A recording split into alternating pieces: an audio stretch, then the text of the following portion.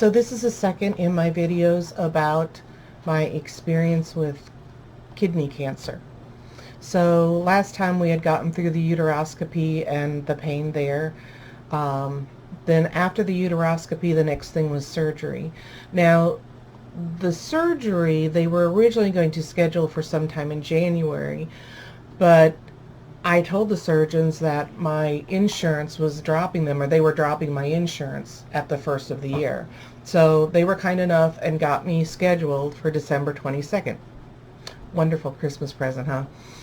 So I went in for surgery on the 22nd. It was pretty normal. I do always make sure and tell the anesthesiologist that I do get nausea from medicine, the medicine that puts me to sleep, and they always do a fine job of putting anti-nausea medicine in, so that usually isn't a problem, fortunately. So went in for surgery, came out, everything went fine. I did need a pint of blood, they told me later, so I had a new spot where they'd obviously put in an IV, and I'm guessing that was for the blood. But anyway, I was in the hospital maybe 2 days. You have to stay in the hospital until you at least pass gas, and they do want you to get up pretty early after the surgery, and honestly it really wasn't too bad. Obviously you're on pretty good pain meds there in the hospital. And I switched fairly early on from the pump to pills, all in process of getting ready to go home. So we went home. I had a catheter, Foley catheter, and I was told that I would have one for 4 days up to a week.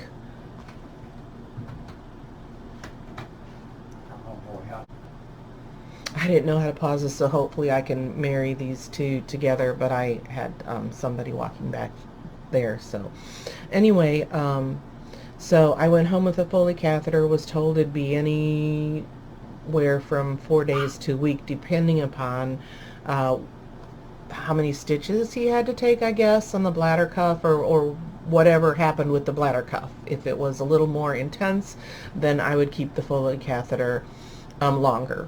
And it ended up that I kept it for 2 weeks, actually. Now, the Foley catheter was interesting. They give you very limited instructions on how it's supposed to work. You're just supposed to keep the bag lower than the hose that comes out, and I had trouble getting it to drain into the catheter, especially at night. So what I ended up doing was I found if I could stretch out the hose so that it was straighter, then it would it worked better. I would drain better. But I was having to get up in the middle of the night and stand up, and it was like I was having to stand up to go to the bathroom or something to get it to drain into the bag. So just a tip, the way I did that was I took a clothes basket and weighted it down with some clothes. You can weight it with anything. And I hooked my bag over the clothes basket because I couldn't get it far. Some beds, it might work if you put it like towards the end of your bed, but I didn't have any place to hang it at the end of my bed, so that's what worked best for me, was the clothes basket. So just a tip if you come home. It wasn't bad. I mean, it was a hassle. I had to, drag it around everywhere I went, and I maybe went out twice with the Foley catheter. That was kind of a pain if you're not used to it. The bag gets heavy pretty quickly with fluids. So anyway, and I had some trouble with mine. It just wasn't doing right. It had come undone, and I don't know, it was a mess. But anyway, I saw the physician's assistant about a week after surgery, and asked about could she take out the catheter then, and she said, well, absolutely not. The doctor said, I think he said 10 days. So I had no choice. And then there was a holiday in the middle of all that, and that's why it ended up being 2 weeks. But I had 11 different holes. They were all small except for the one in which he took the kidney out. That was maybe 5 inches. Um, and so my husband said it looked like I got hit by a shotgun. I think this doctor put in one or two more than most do, but he said it was just easier, I think, to get things out. I don't know. But anyway, it was all out. We went back then on, at the 2 week mark, we saw the doctor. And in fact, the physician's assistant, excuse me, we had asked if the pathology report was back when we went that week. And she said she would not be allowed to tell me the results. It would be up to the surgeon. And this surgeon was like a lot of surgeons, not a real good bedside manner.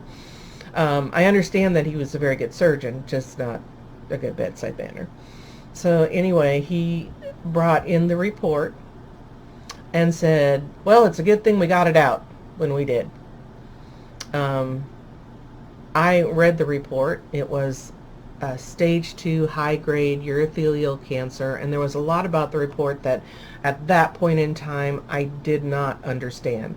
The surgeon did not take out any lymph nodes, and if I had to do it again, I would make sure that I insisted the surgeon take out a few lymph nodes to test them, because stage 3 is often where there's cancer in the lymph nodes, and they might not be inflamed. You might not see yet visuals of the cancer just looking at the lymph nodes, but the cancer can be there. So that was a real negative. That was not good at all. I also had thyroid cancer, so I've had my thyroid removed. I didn't see an oncologist after that. I saw an endocrinologist. I did some reading on it. It was a real mild, slow-growing cancer, not very likely to come back. So I didn't do any radiation or anything like that after it, just some follow-up blood work every year. So I asked the surgeon, should I see an oncologist? And the surgeon was convinced that he just had removed it all and there was no need to see an oncologist. Now keep in mind, this is urothelial kidney cancer. Only 5% of kidney cancers are urothelial. That usually shows up in the bladder. And I don't know, the stage 2 means it goes into the muscle, the muscle surrounding the kidney or the bladder. And in the case of bladder cancer, that's the point at which they will remove your bladder. So in many ways, I was fortunate. I did not have to have an ileostomy or anything like that.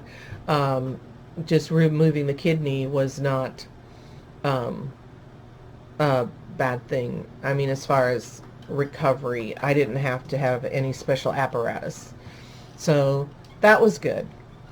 So anyway, I decided that because this was my second cancer, it might be a good idea to see an oncologist. So I will, in my next video, we'll go over the visit to the oncologist and the research I did on my particular cancer and why we chose to go ahead with the chemo. So have a good day. If you have any questions, leave them in the comments. As always, be kind. Anytime you leave comments on the internet, be kind. Most of us aren't doing this for money. We're just doing this to help anybody who would be helped by our videos. So have a blessed day.